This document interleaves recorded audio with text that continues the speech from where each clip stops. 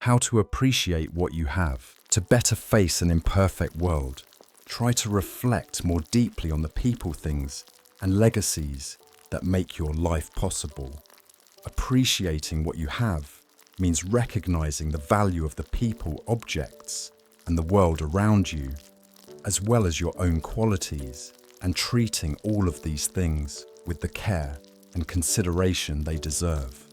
In this sense, appreciation is not merely about being grateful for what you have or what you've been given, because gratitude does not necessarily imply care or stewardship. Appreciation, as I use the term here, may begin with gratitude for what you have, but it goes much further. It reaches toward a deeper understanding of how the world operates and what is valuable within it. Appreciation can even lead us to a critical perspective in a way that gratitude alone cannot, because we may come to see that the world and its inhabitants are not being properly cared for. This kind of appreciation isn't easy to practice. Not only does it require us to think from multiple angles, but even when things are going well, you may not feel like you're appreciating everything as much as you could or should. Or you may not be sure whether you have anything truly worth appreciating. There are many common reasons why appreciation can be difficult, and they include psychological, cultural, economic, and political factors. Human beings are incredibly complex creatures with conflicting instincts.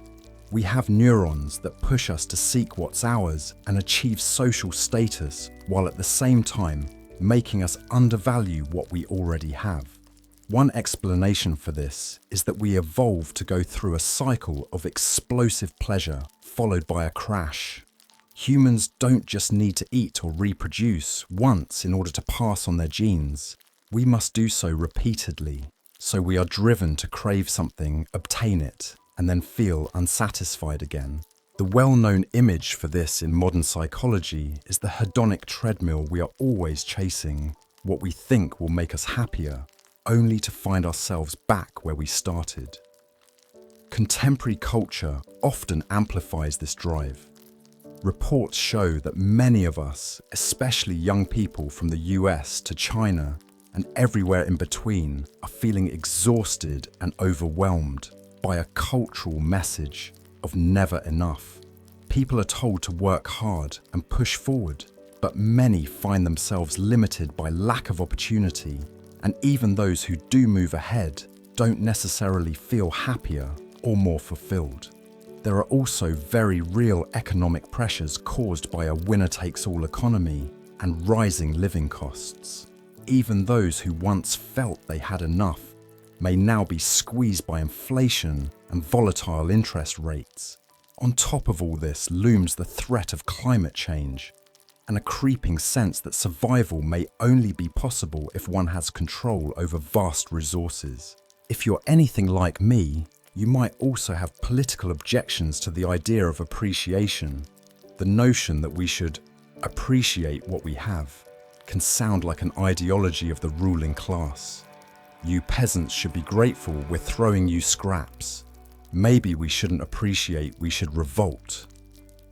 I understand that resistance, but over time, I've come to believe that refusing to appreciate what we have can be an even crueler view of the world.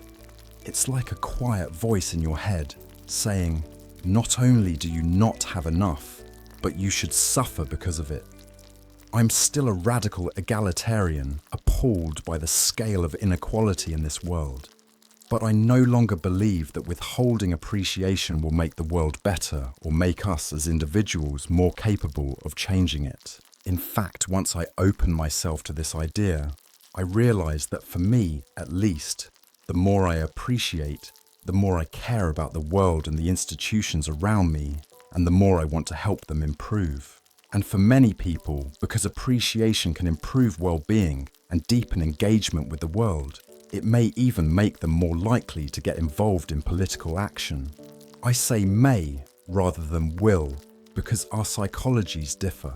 After all, many people want to change the world because they are dissatisfied with the way things are. So not everyone will benefit from appreciation, but it's worth trying before deciding it doesn't work. This guide is an invitation to begin that journey.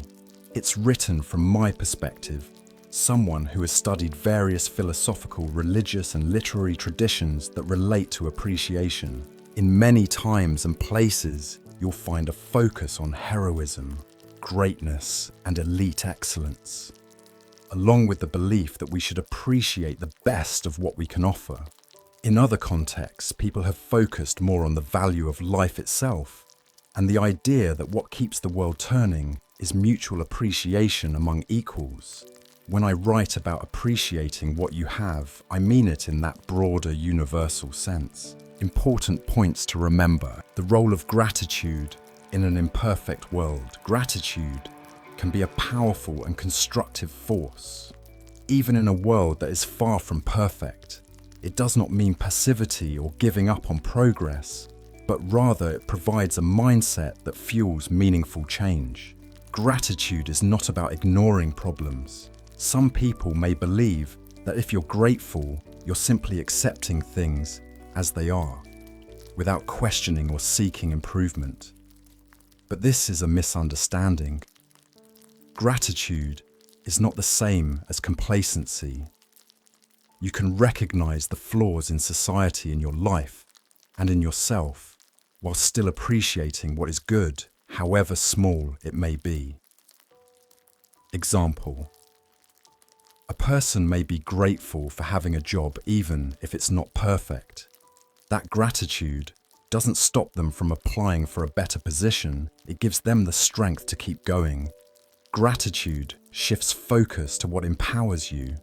In an imperfect world, it's easy to feel overwhelmed by everything that's wrong. Gratitude helps you shift focus, not by ignoring the pain, but by also acknowledging the support, love, or resources you do have.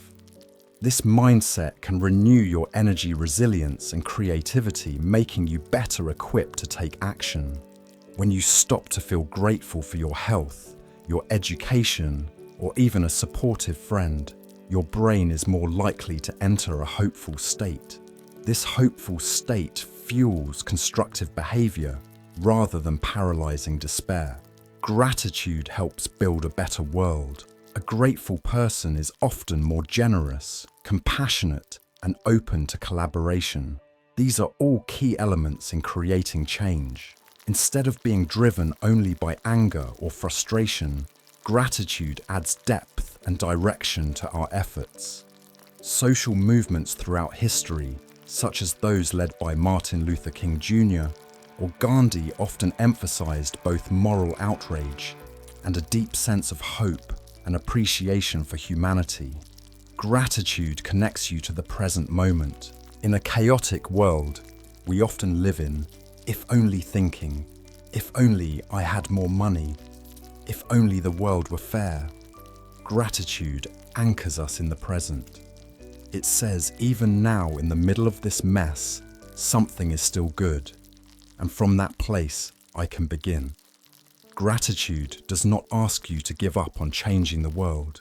Instead, it gives you a solid emotional foundation to do so with courage, balance, and compassion.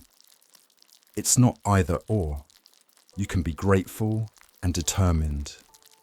You can love life as it is and work toward what it could become. Start where you are. The power of present gratitude. Start exactly where you are. Life will always have its difficulties. If you don't appreciate what you have, well, you may never appreciate it at all. This statement speaks to the importance of grounding ourselves in the present moment, especially in a world full of uncertainty, longing, and striving. Begin from where you are, not where you wish to be. Many people delay peace, happiness, or self-worth, thinking, I'll be happy when. But this mindset keeps us constantly chasing. The invitation here is to stop running for a moment, to pause, to look at what is instead of what's missing. Growth doesn't require perfect conditions. It begins when we accept the truth of the present moment. Just like planting a seed, you don't need the perfect garden. You just need soil, sunlight, and care. The same is true with your life. Life is never without hardship. There's a quiet wisdom in realizing that struggle is not a mistake, it's part of the design. Whether it's emotional pain, loss, fatigue, or confusion, challenges will always appear in some form. But they don't mean you failed. They mean you're alive. Expecting life to be easy is like expecting the sea to stay still. What matters more is how you sail, how you find balance and breath, even in the waves. If you can't appreciate now, later won't satisfy you either. This is perhaps the most powerful truth. If you don't train your heart to notice beauty, now you won't suddenly notice it later, even if your circumstances improve. There will always be something more to want, but there may not always be someone to hug, a warm meal, or a chance to start again. Gratitude helps you see the gold hidden in the ordinary. In other words, gratitude is a skill, not a reward. It's something we practice, not something we wait for. And it begins with this breath, this moment, this life imperfect, but yours. You don't need to escape where you are. You don't need to wait for the right time. Just look around. Notice one small thing you can appreciate. That's how transformation begins. Not with more, but with awareness. Not with someday, but with now. A practice of letting go and receiving the wisdom of honest gratitude. Identify what you have. Begin by acknowledging what you don't have in this world. Let it all go. Then list everything you do have personally, culturally, worldly, cosmically. Receive it all. This statement offers a gentle, transformative practice to first empty ourselves of longing and then open fully to the reality of what is already present. Start by facing what you don't have. This may seem like an unusual beginning. Why start by focusing on what's missing? Because many of us spend our lives in quiet resistance, pretending we don't want what we deeply lack or denying our disappointment. But healing begins with honesty. To say, yes, I don't have that. And that's okay. This is not self-pity. It is clarity, a moment of emotional truth. You don't have to carry the illusion of perfection. You can admit what hurts. And in doing so, you begin to loosen its grip on your life. Let it all go. Once you've acknowledged what you lack, release it. Not because it doesn't matter, but because you are more than your unfulfilled wishes. Letting go doesn't mean giving up. It means not letting absence define your identity. Think of it like exhaling a deep breath you've been holding for too long. There's relief in the release. Now look at what you have in every dimension. With the heart emptied of comparison, we now have space to truly see. What do you have, personally? Your body, your breath, your memory, your voice. Culturally, your language, your heritage, your values, your stories. Worldly, nature around you. Knowledge available to you, people who shaped you. Cosmically, the fact that you exist at all in this time, on this earth, in this vast and silent universe. You are part of something astonishing. And even if everything feels broken, there are still stars overhead, still gravity beneath your feet, still one more chance to be present. Receive it all. The final step is not just noticing, but receiving. To receive means to accept with full presence, not to analyze, not to judge, but to say quietly, thank you, I see it now. Sometimes we have more than we think, we've just forgotten how to be open. This is not a practice of pretending everything is fine. It is a practice of grounded gratitude, to name your longings, to release your illusions, and then to discover sometimes, with quiet surprise, that you already have enough to begin again. Reflecting on what you have. The deeper meaning of gratitude. Reflect on what you have. Write or speak to someone about one or more things from your list and explore why you appreciate them. This is not just a suggestion for gratitude. It is a gentle invitation to deepen awareness, to bring appreciation into relationship, and to give it language and life. Gratitude begins with reflection, not reaction. In a fast-paced world, we often hear, "Be grateful" as a command, something to quickly feel and move on. But real gratitude doesn't work that way. It begins quietly, by slowing down, by reflecting, not reacting, asking, what do I truly have? What sustains me? What makes my life feel alive, meaningful, or safe? It could be something small, the comfort of a morning cup of tea, a kind message from a friend, or simply the fact that your heart is still beating. Reflection helps you truly see what you may have been rushing past. Naming gratitude gives it weight and shape. When you write about something you're grateful for, or speak about it to someone you trust, it becomes more than a fleeting thought. It becomes real. Language makes gratitude visible. It turns feeling into connection. For example, saying, "I'm grateful for my sister" is a start. But when you write or say, "I'm grateful for my sister because she always picks up the phone, even when she's tired," something deeper awakens in you. You begin to notice the texture, not just the title of your blessings. Sharing gratitude strengthens relationships. Gratitude is not only an internal process, it is a bridge. When you express why something or someone matters to you, it nurtures trust, warmth, and emotional closeness. Sometimes people don't know how much they mean to us until we tell them. This practice turns gratitude into a gift for both giver and receiver. A simple message, like "I'm thankful for you because you always make me feel heard," can change the tone of a relationship. It invites mutual care. Understanding why you're grateful brings self-awareness. The second part of this practice is perhaps the most powerful. Ask why you're grateful. Go beyond the surface.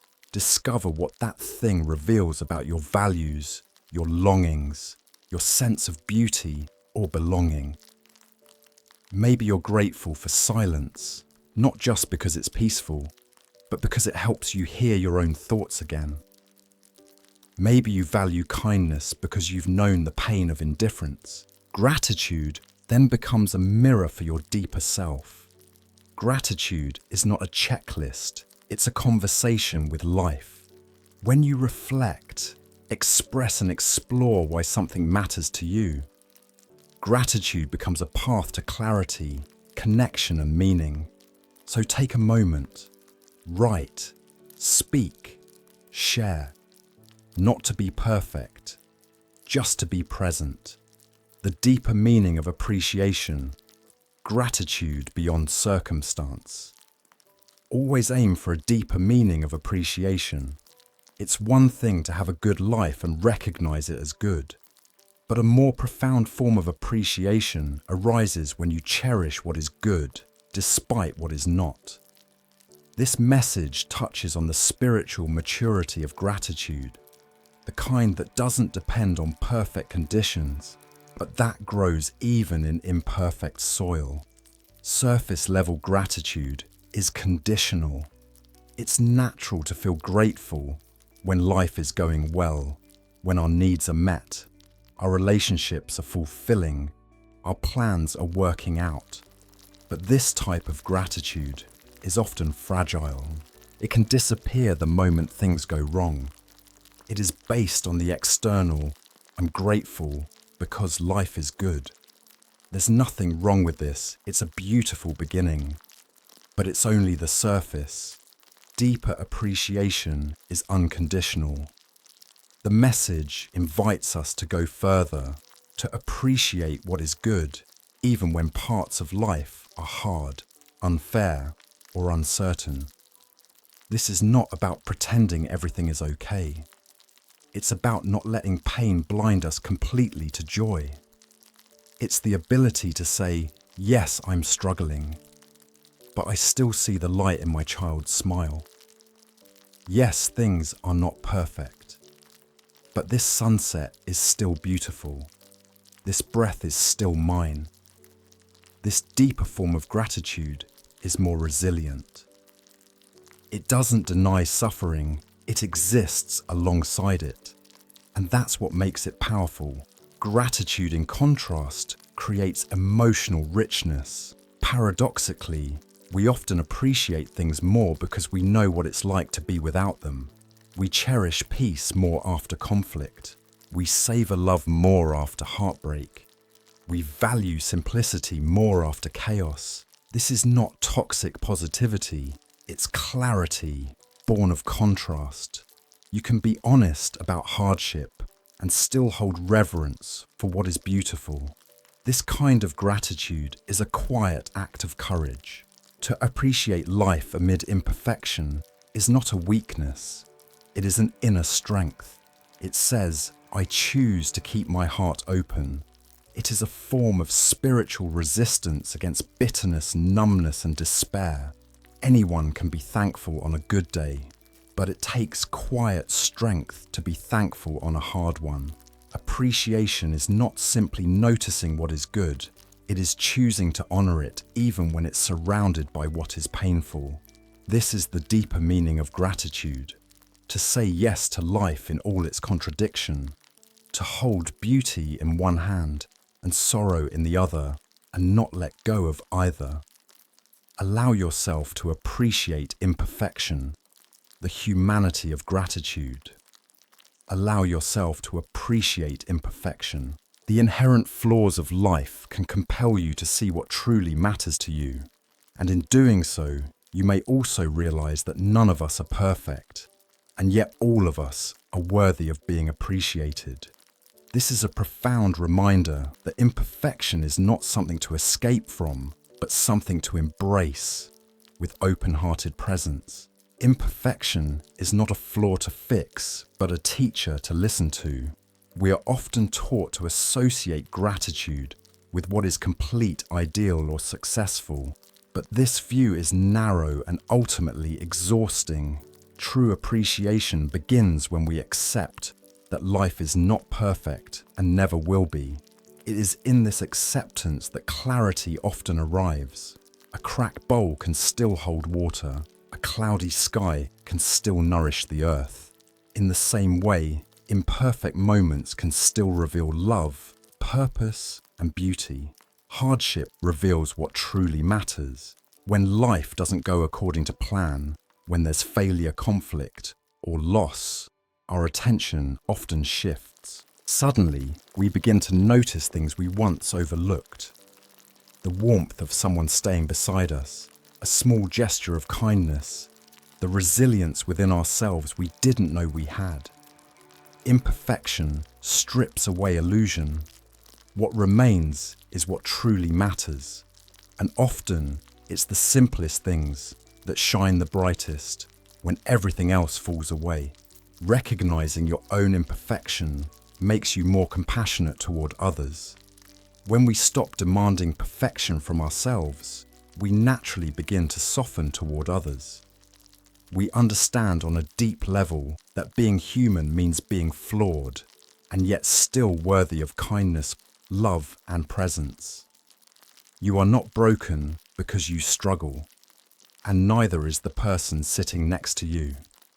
This shared human condition creates a space for mutual respect and appreciation, not because we are perfect, but because we are real. Gratitude then becomes inclusive. It's no longer reserved for the highlight moments. It becomes something that lives inside the ordinary. Gratitude for the effort, not just the result. Gratitude for the conversation, even if it was awkward. Gratitude for being alive, even if today is hard. When you appreciate imperfection, life becomes more honest and somehow more tender. To appreciate imperfection is to live with both eyes open, seeing the cracks and loving what shines through them. It's not settling for less, it's discovering more.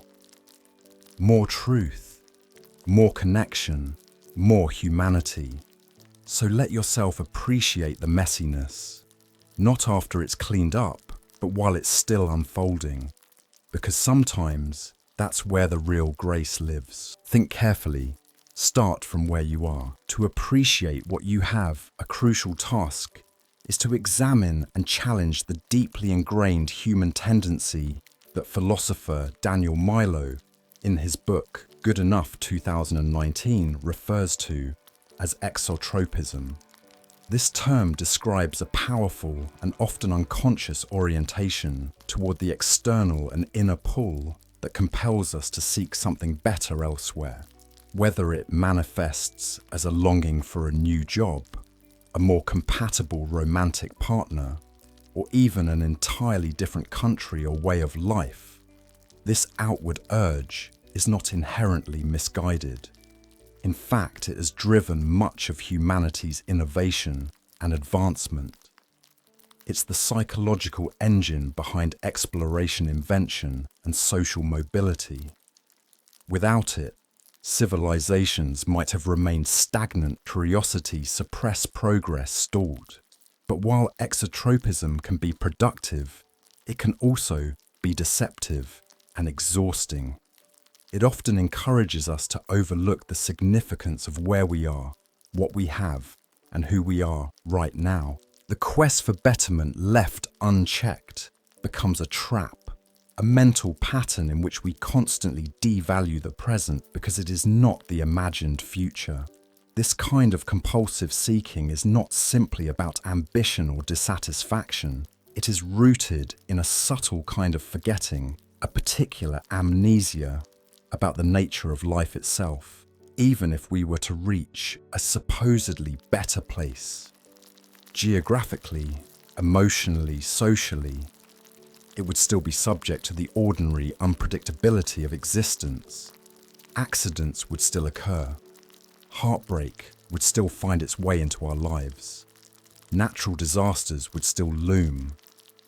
New insecurities would emerge in unexpected forms.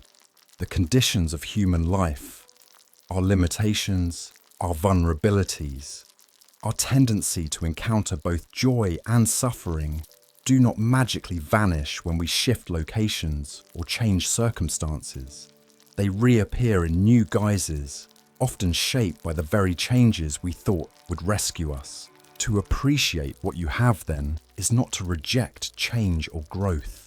It is not to deny the reality that some circumstances are objectively harsh, unjust, or in need of transformation. Rather, it is to recognize that no situation is immune from difficulty and that running towards something else will not by itself resolve the deeper patterns of discontent that often live within us.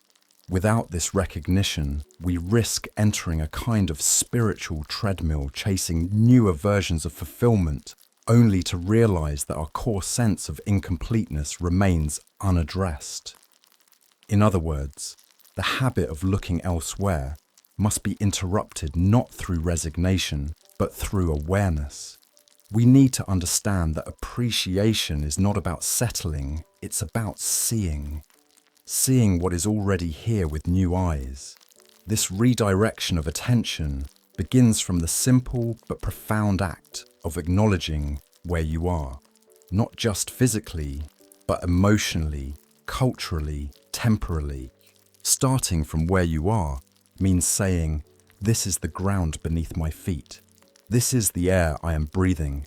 This is the life I have right now. It is an intentional choice to root yourself in reality rather than constantly fantasizing about escape. In many ways, this is countercultural. Much of modern society is built around the promise of something better, better bodies, better homes, better lifestyles, better selves. Marketing depends on our restlessness, Social media accelerates it. Our economies flourish when we feel dissatisfied. But human flourishing requires more than consumer satisfaction. It requires the capacity to witness and value the present without needing it to be perfect. There is also a social dimension to starting where you are. Part of the practice of appreciation involves acknowledging that the society you are embedded in, no matter how flawed, contains certain goods. This is not a naive or blind nationalism. It is a sober recognition that we are the inheritors of cultural, scientific, and technological legacies that enable many aspects of our daily lives. From public sanitation systems to literacy, from emergency medical care to digital communication, we are beneficiaries of countless contributions by past generations. Starting where you are means holding both truths, that society is imperfect and that it is also extraordinary in its own way. You don't have to approve of everything to recognize that some things are worth preserving, supporting, or simply noticing. Similarly, appreciation includes the recognition of your own capacities and characteristics. Even in moments of self-doubt or hardship, each individual possesses unique qualities: resilience, kindness, humor, creativity, or insight that are worthy of acknowledgement. Often people underestimate the value of these internal resources because they are not externally validated. But the absence of applause does not mean the absence of worth. In fact, some of the most profound strengths operate quietly without recognition, shaping our lives from within. To start where you are is to say, I do not need to become someone else in order to be worthy of appreciation. There is already enough within me to begin. This approach can be especially healing in times of perceived stagnation. When life feels stuck or disappointing, the reflex is often to leap outward to change something, anything, in the hope that movement will bring meaning. But if we do not pause to truly inhabit our present reality, those leaps can become desperate escapes rather than conscious transitions. There is a kind of grounded courage in saying, I will stay with this moment. I will face its textures. I will see what is already here before trying to replace it. Such an orientation doesn't mean we stop striving. It means we strive with eyes open, not in reaction to a fantasy of perfection elsewhere, but in connection to the richness of what is. Moreover, appreciation does not eliminate critique. It refines it. Starting from where you are allows you to see both the beauty and the brokenness of your current life and context. From this clarity, more meaningful action can arise. Instead of being driven by vague dissatisfaction, you become anchored by informed discernment. You act not because everything is wrong, but because something is truly worth improving. This difference matters. It changes the tone of your efforts, the depth of your care, and the sustainability of your engagement. In this sense, appreciation is not a passive state. It is a form of attention that makes room for complexity. It says, yes, things are imperfect, and yes, they are still meaningful. It does not ask you to love every part of your life. It asks you to stop withholding love until your life meets an impossible standard. It asks you to begin not elsewhere, but here. Identify what you have. To identify what you have, it helps to begin by fully acknowledging what you lack. This is not a contradiction. It is a necessary first step. The ability to grieve, to long for something, or to recognize absence is itself a form of possession. It means you have awareness, you have sensitivity, and you have standards by which you measure the world.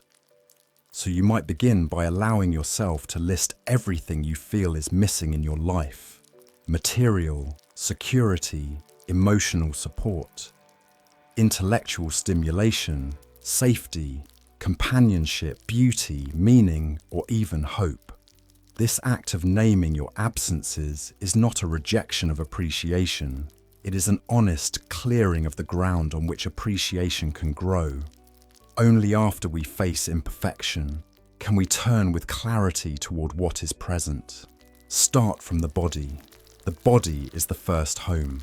Whether or not you love it, admire it, or even feel comfortable in it, it is yours. And it is working in more ways than you realize. If you are breathing, your lungs are functioning. If you can stand, sit, or lie down, your bones and muscles are holding you. If you can read or listen or think about these words, your brain is engaged. Consider the unnoticed miracles of digestion, immune defense, wound healing, heartbeat regulation, and sensory perception. Even when pain or illness is present, some parts of your body are working hard to keep you alive. This too counts as something you have. It may not be flawless, but it is active, enduring, and carrying you through time. Move next to the realm of traits and skills. What have you learnt, practiced, or naturally developed over time? Perhaps you have a good sense of humour or patience, or the ability to learn quickly. Perhaps you're a strong listener, a skilled writer, a careful planner, or someone who can keep calm under pressure. These abilities may seem small, even invisible to others, but they shape how you move through life. You also carry memories, perspectives, and internal values that no one else possesses in quite the same way. Your story, your voice, your capacity for reflection or expression, these are things you have whether or not they appear on a resume or are validated by external achievements. Then turn to your material surroundings. While the modern world often defines having in terms of possessions, appreciation begins with noticing the specifics of what surrounds you without judgment, comparison, or desire. What clothes are you wearing right now? What item in your home do you use most often? Which object brings you comfort, utility, or beauty? It could be something as simple as a worn-out sweater that keeps you warm, a mug that holds your morning coffee, or a bed that allows your body to rest. There's no need to count every item you own, but a few meaningful highlights can serve as gentle reminders that ownership is not only about value, it's also about relationship. The way you interact with your environment, care for it, use it, or simply notice it is already a form of wealth. Continue outward to your relationships. Think about the people in your life, not just those you love or are loved by, but also those whose presence offers rhythm, support, or contact. Friends, family, acquaintances, neighbours, co-workers, community members, all of them are part of the human web that surrounds you. Some may bring joy, others may challenge you, but each interaction is an instance of connection. Consider the teacher who once encouraged you, the barista who remembers your order, or the colleague who helped you on a difficult day. Even the people you do not know personally, the delivery driver who brought your groceries, the cleaner who maintains your office, the farmer who harvested your food, are quietly supporting your life. Their labor is part of what you have, even if it goes unseen. Beyond individuals, recognize the cultural and social systems you are embedded in. These may include formal institutions like hospitals, libraries, schools, public transportation, or sanitation services. But they also include intangible inheritances values, such as freedom, dignity, justice, or compassion. Artistic traditions like music, literature, film, or dance. Philosophical and spiritual frameworks that guide moral reflection. You may not have created these systems, but you live within them. You benefit from them, question them, or seek to improve them. This civic and cultural inheritance is not perfect, but it is real. It offers a foundation for belonging, dissent, and transformation alike. Take a moment to consider the political and social movements that have shaped your context. The right to vote, access to education, civil protections, labour rights, gender equality, these are not universal, nor are they guaranteed forever. But if you have them because others fought for them. Their struggle has created a space for your voice, your safety, or your growth. Even in times of discouragement, these movements continue.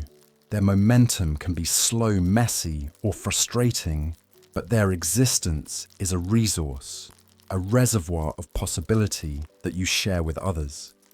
Now shift to the natural world. You are part of a living ecosystem. Even in urban environments, you breathe air shaped by trees, clouds, and oceans. Your body is nourished by photosynthesis, rain, and soil. Inside your gut live trillions of microorganisms that help break down food and support immunity.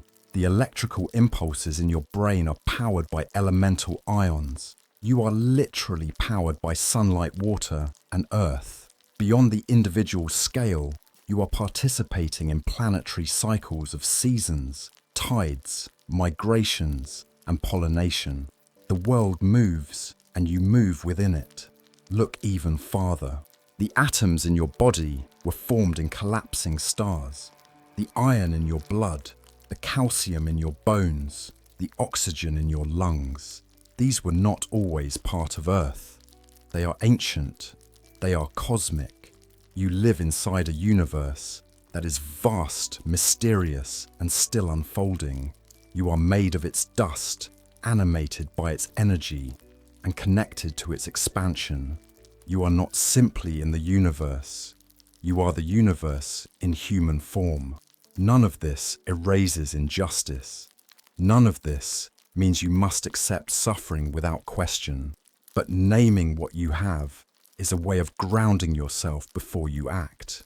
It is a way to stay rooted in reality before reaching for change. You are not required to be content with the way things are, but knowing what you already carry allows you to move through life with a steadier, more grateful, and more empowered presence. Reflect on what you have. Once you've compiled a list of what you have, ranging from basic necessities to values, skills, and relationships, the next step is reflection. This is where appreciation moves beyond enumeration and enters into understanding. One of the most effective practices for deepening this appreciation is journaling. Taking even a few minutes to write about one item on your list, such as a personal trait, a particular friendship, or a principle you've inherited, can reveal layers of meaning that were previously dormant. You might explore why this quality matters to you, how it has shaped your life, and what it enables you to do. Writing invites specificity. A vague concept like resilience becomes more tangible when you recall the moment it showed up in your life. Likewise, freedom becomes more profound when linked to a personal memory challenge or decision. If writing isn't your preferred mode of expression, verbal reflection, talking through your list with a trusted friend or loved one can be just as effective. The key is deliberate attention, taking what is ordinary or taken for granted and examining it until it reveals its texture and significance. This process of listing and reflecting does not have to be a one-time event. In fact, it becomes more powerful when practiced periodically. You might set aside time each week or month to revisit your list, noticing how certain elements shift in importance or how new ones emerge. Life changes, and so does what we value. A new job, the loss of a loved one, or simply a change in perspective might reorder your internal inventory. Keeping a living list, one that evolves with your experience, allows you to remain grounded while being responsive to change. Over time, you might find that appreciation becomes less about grand declarations and more about subtle noticing the quiet ways in which your life holds together, even in moments of difficulty. Incorporating this reflective process into daily habits can also create a more enduring practice of appreciation. This doesn't require elaborate rituals. You might simply pause for a few seconds during a walk to reflect on something you're grateful for. Or you might build it into regular routines, taking a few minutes during meals while waiting in line or before sleep to name one thing you value and why. The consistency of attention matters more than its formality. Appreciation, when practiced, often starts to reshape perception. You begin to notice what was previously invisible. You may even start appreciating your own ability to appreciate, realizing that awareness itself is a form of wealth.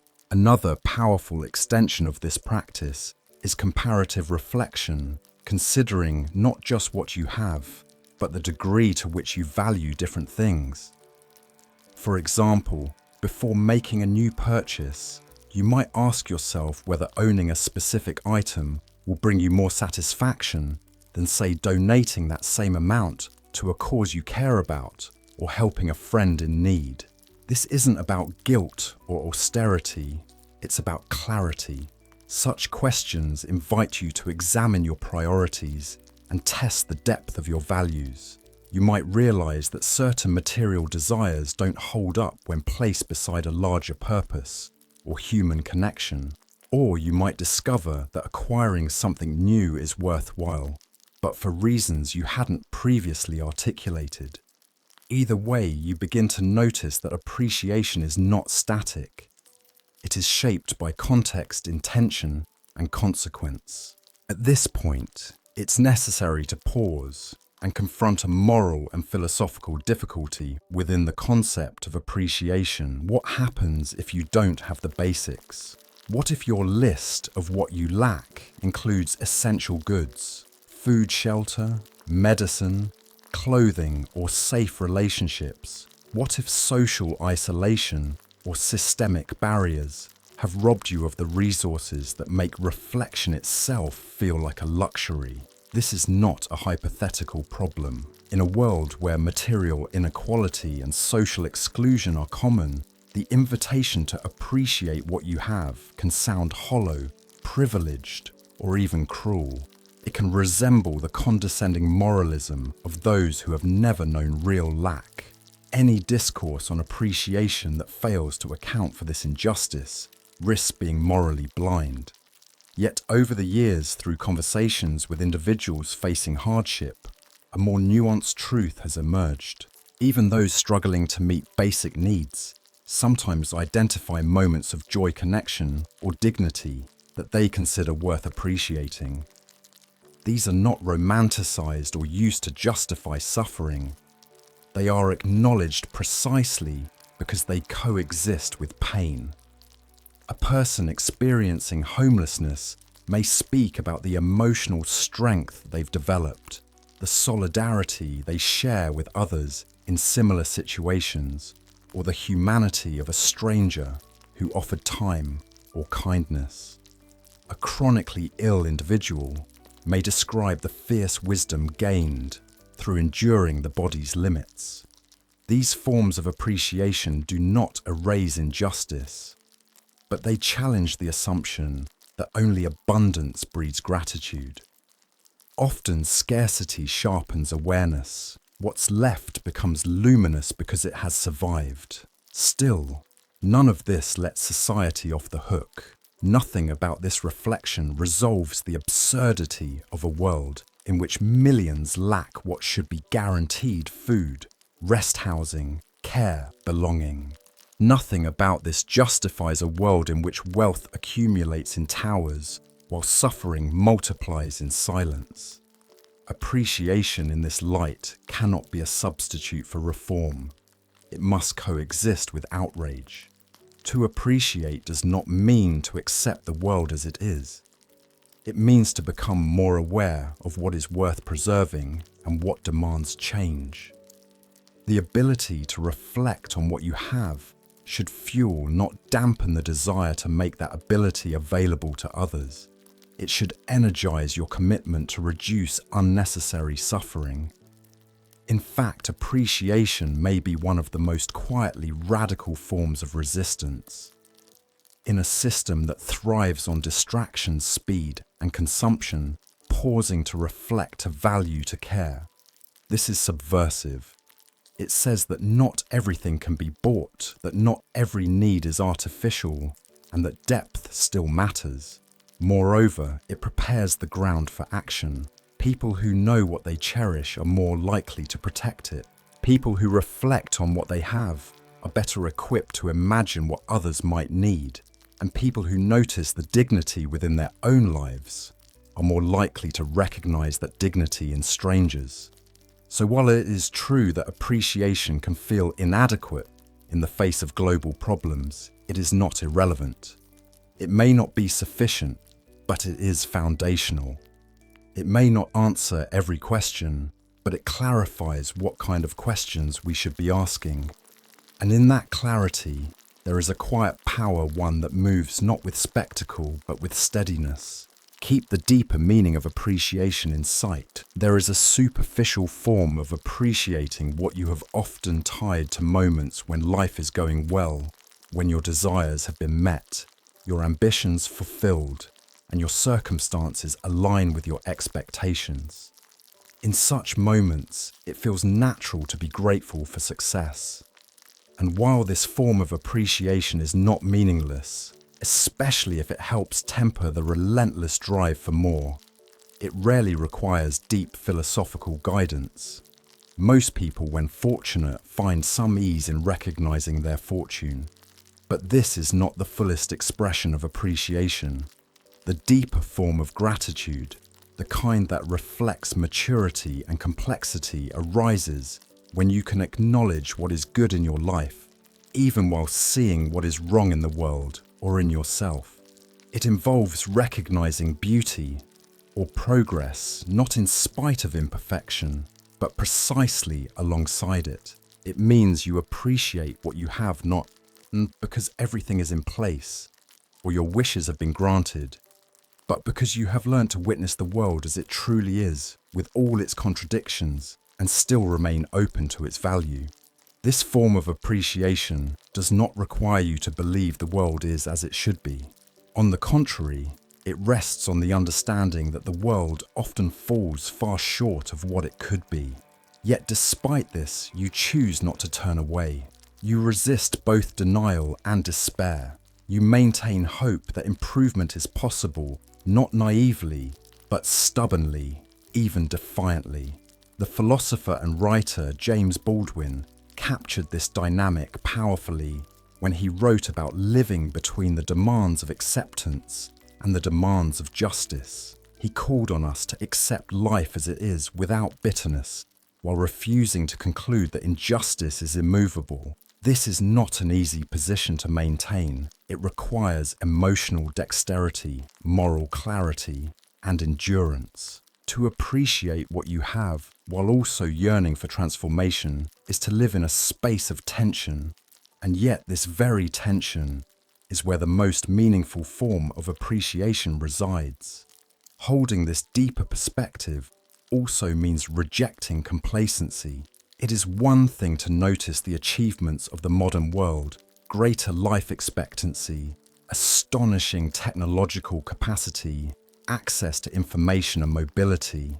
These are real accomplishments and they deserve acknowledgement. But it is another thing entirely to treat these accomplishments as evidence that our systems are fundamentally just, that progress is inevitable, or that the status quo is sufficient.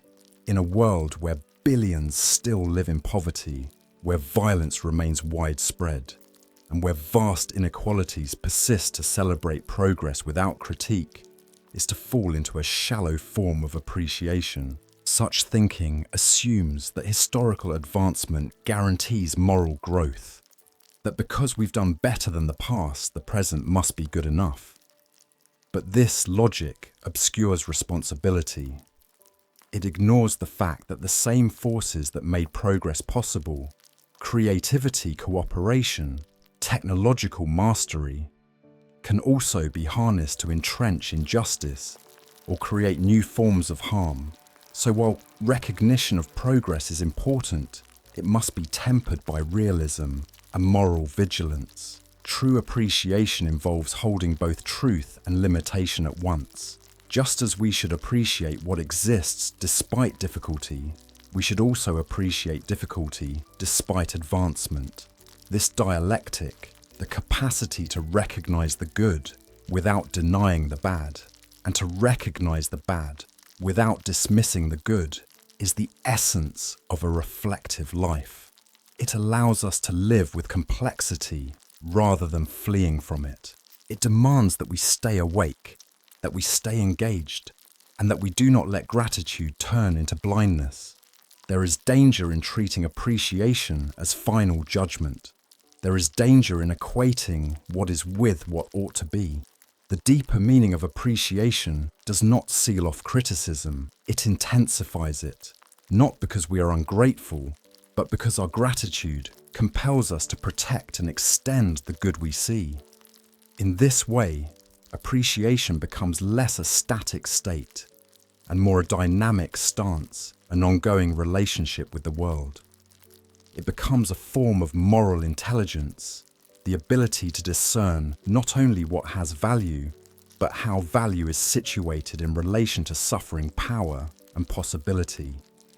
It acknowledges that while we may be recipients of extraordinary gifts, public infrastructure, cultural traditions, scientific knowledge, human relationships, these gifts are not evenly distributed. Some people live in abundance, others in scarcity. Some enjoy safety, others endure war. Some are heard, others are silenced. To appreciate what you have in such a world is to recognize the fragility of that possession and the responsibility it entails. It is to be aware that your place in history, your place in geography, your access to time and tools, all of these are contextual. They are not only personal fortunes, but social facts. This form of awareness does not destroy appreciation. It deepens it. It allows you to appreciate something not because it is flawless, but because it is meaningful. It permits you to love what is present while also grieving what is absent. It creates space to desire more, not in the consumerist sense of endless accumulation, but in the ethical sense of justice, healing, and care. You come to see that your appreciation is part of a larger movement toward wholeness. You understand that you are not only a beneficiary of the world as it is, but also a participant in what it might become. This is why the deeper form of appreciation always returns to the idea of responsibility. To see clearly is to care, and to care is to act even in small, imperfect ways. Appreciation without action risks turning into sentimentality, but appreciation grounded in action becomes transformative. It becomes a force for sustaining what is good and challenging what is not. This is not about optimism in the naive sense. It is about commitment. It is about saying, I see the flaws, I see the pain, I see the limitations, and I still choose to love, to engage, and to serve. In this light, we can revisit the idea of exotropism in a different key, not as a restless escape from the present, but as a shared project of reaching toward better conditions for all. The point is not to seek a better place because we disdain where we are. It is to seek improvement precisely because we recognize the value of what we already have and believe more people deserve to share in it. This is a more collective, more humble, and more sustainable version of seeking. It is grounded not in dissatisfaction, but in solidarity. It does not erase struggle, it honors it. It does not glorify the present, it anchors us in its lessons. And it does not reject gratitude. It insists that gratitude can live alongside critique, that appreciation and justice are not opposites, but companions. Allow yourself to appreciate imperfection. The next step in the journey of appreciation is understanding why, no matter how grateful you are or how fortunate your life may seem, it will never be perfect. This is not a failure of gratitude or an indictment of your attitude. It is a fundamental feature of human life. There are obvious reasons for imperfection: illness, natural disasters, accidents that disrupt any sense of completeness. But even if we imagine a world in which all these threats are eliminated, where medicine and social systems have advanced so far that no one must worry about pain, hunger, or displacement, life would still remain imperfect. The reason is more subtle and psychological. Even the best things lose their value over time. What once delighted us can become ordinary when it is all we know. The meal that was once the most delicious in the world becomes mundane if it is always on the table. Novelty fades, and familiarity dulls the edge of satisfaction. The mechanism of the mind is such that sustained pleasure turns into routine, and routine is often perceived as lack. Moreover, no matter how long you live, or how many dangers you avoid, there are experiences that lie beyond your control. You cannot force someone to love you. You cannot make parents or friends understand you or be interested in what you care about or accompany you through your joys and struggles if they do not choose to. Human connection involves choice, and you are not the only chooser. Compromise is often necessary, and even the people closest to you may pull away or remain unavailable, or ask you to participate in things that bore you, confuse you, or leave you feeling unseen. These social limitations are not flaws in character. They are the boundaries of autonomy, the consequence of living among other free beings. This is why so many philosophical traditions from ancient times to the present have made imperfection central to their understanding of life. Over 2,500 years ago, the Buddha Gautama declared that even pleasure contains the seed of suffering. Why?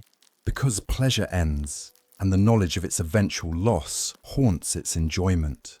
A few centuries later, Aristotle noted that part of what makes something enjoyable is that it activates the mind's sense of completion or flourishing. But he also observed that this mental activation only happens initially. Once an activity becomes habitual, it no longer provides the same vitality. The Stoics, too, built an entire framework of ethics around accepting life's inherent flaws. They believed that a good life was not one without adversity, but one lived with wisdom and virtue in the face of it. This may sound like a sustained argument against appreciating life, but the truth may be the opposite. It is precisely because life is imperfect, because we cannot freeze happiness or guarantee permanence, that appreciation becomes possible, even necessary. The transience of beauty gives it urgency. The uncertainty of relationships makes moments of connection more vivid. The limitations of our knowledge, our bodies, our time on earth. These are not defects to be resented, but contexts that give life its poignancy. In fact, the mere fact that imperfection exists is something we can choose to appreciate. Philosopher Ruth Chang offers a compelling insight into this idea in her book Hard Choices, 2017. She argues that not all decisions come down to which option is better or worse. Some choices are on a par, meaning each option is better and worse in different ways. You cannot easily compare them. Their value is plural, complex, and structured by your personal priorities. Chang claims that these situations are not paralyzing, they are empowering. They call on you to reflect on your values. When options cannot be ranked by logic alone, the question becomes, what matters most to you right now? Is stability more important than community? Is novelty more meaningful than loyalty? Facing a hard choice reveals who you are, not by giving you the right answer, but by showing you the type of person you want to be. This kind of reflection is only possible because perfection is absent. If there were always a clearly superior option, there would be no need for deliberation, no room for ethical growth. The existence of imperfection and ambiguity creates the space in which personal development occurs.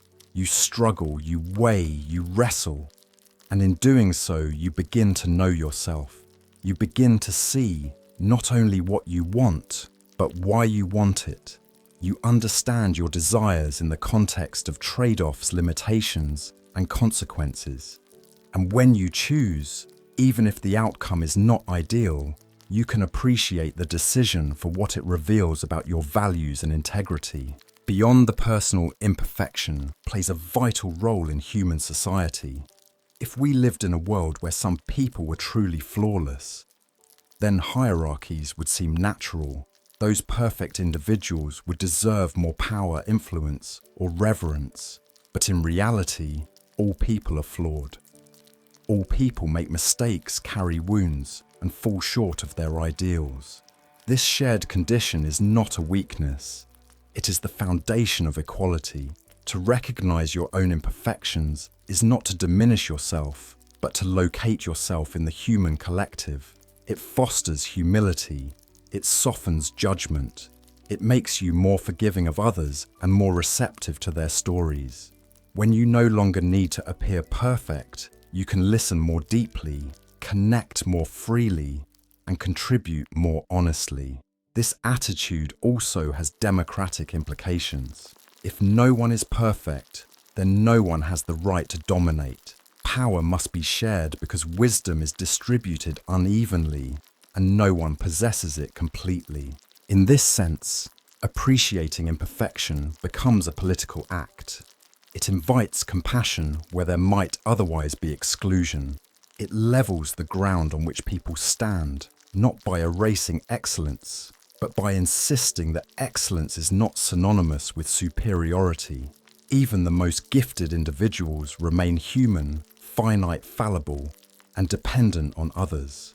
As you continue the path of cultivating appreciation, remembering imperfection is not a detour. It is a necessary companion. No one can master this path completely. You do not wake up one morning and simply decide to appreciate everything. The process requires attention, adjustment, effort. It involves reassessing what you have, acknowledging what you lack, and revising your frameworks of meaning. Appreciation is not just a feeling, it is a discipline, and imperfection is its training ground. Imperfection also offers something gentler mercy. It reminds you that when you fall short, it does not mean you are broken. When you struggle to appreciate what you have, it does not mean you are ungrateful. These are part of the human condition, and they call not for punishment, but for patience. Imperfection is not an excuse for apathy or decline. It is an invitation to keep going, to keep growing, and to be kinder to yourself and others in the process. Why it matters: many people today feel justified in being angry at the world. This anger often arises from a clear-eyed view of injustice, inequality, exploitation, and unnecessary suffering. In many cases, anger is not only understandable, but necessary. It propels people into action, awakens moral urgency, and gives voice to those who have been ignored or silenced. At its best, anger can be a fire that clears the ground for something better. But anger also has limits. Its energy, while intense and immediate, is volatile. Like fossil fuel, it burns quickly and produces power, but at a cost both to the one who holds it and to the environment it spreads through. It is inherently exhaustible. It leaves behind emotional residue, relational strain, and if left unchecked, a cycle of destruction. When anger is the only engine for engagement, it often leads to burnout, cynicism, and isolation. In contrast, appreciation offers a different kind of energy. It is subtler, less flashy, and often more difficult to access, but it is also more sustainable. Where anger is reactive, appreciation is responsive. Where anger divides the world into enemies and allies, appreciation invites a deeper form of seeing, one that can coexist with clarity about what is wrong while remaining open to what is right. If anger is like fossil fuel, appreciation is like geothermal energy beneath the surface, steady, renewable, and largely untapped. Once cultivated, it becomes a source of nourishment not only for personal well-being, but for sustained engagement with the world. It does not deny the existence of injustice or pain. Rather, it works alongside them, helping to regulate the emotional and ethical climate in which action takes place. This shift from anger to appreciation is not about passivity. It does not suggest that we stop caring, stop fighting, or stop demanding more from our institutions and each other. It suggests instead that we expand our range of motivations and that we invest in inner resources that are not dependent on conflict to exist. Appreciation provides precisely this kind of grounding. Psychologically, it reduces the strain of constant dissatisfaction. It softens the relentless cycle of craving, always needing, chasing, consuming, and never arriving. Appreciation quiets the noise. It allows for moments of rest without guilt, contentment without stagnation, and focus without obsession. It creates a space in which we are not driven solely by what we lack, but also by what we already hold. On an emotional level, appreciation nurtures stability. While anger can generate a surge of moral clarity, it can also erode relationships, cloud judgment, and harden the heart. Appreciation, by contrast, opens the heart. It fosters patience, empathy, and resilience.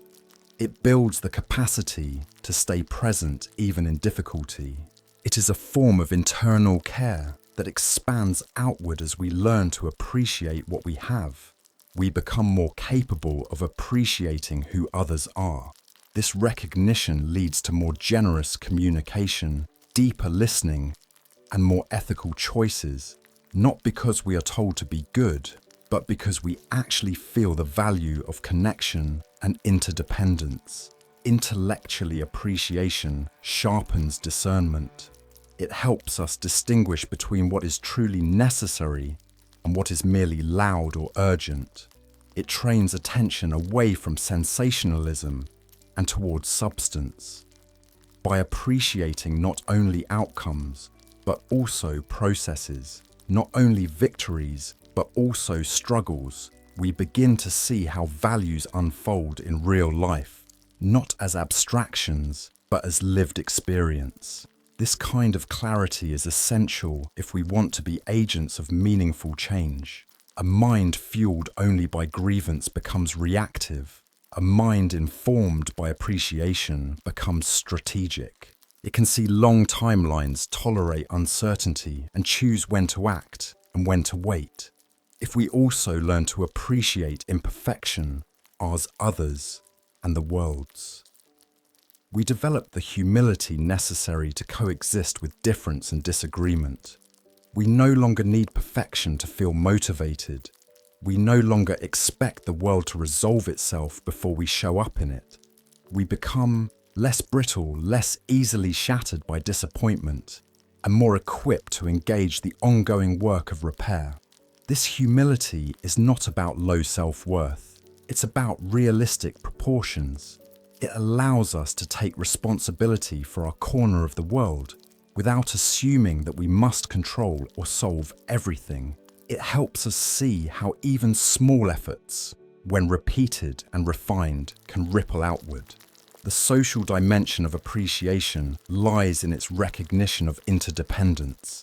You do not exist alone. Every breath, every thought, every step you take is supported by layers of visible and invisible infrastructure relationships institutions, histories, ecologies.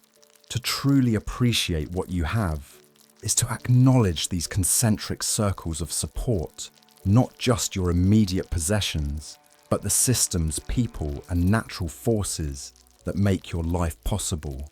When you begin to see your place within these circles, appreciation evolves into responsibility. It becomes clear that maintaining and repairing these systems is not an abstract moral good, but a practical and personal necessity. Your well-being is tied to the well-being of others. Your freedom is entangled with their dignity. To care for the world is to care for yourself, and vice versa. This mindset transforms the way we think about action. Instead of approaching the world as a battlefield or marketplace, we approach it as a shared home. Our work is not only to protest what is broken, but also to preserve what is working. Our task is not only to demand justice, but also to cultivate the emotional and ethical capacities needed to live in a just world.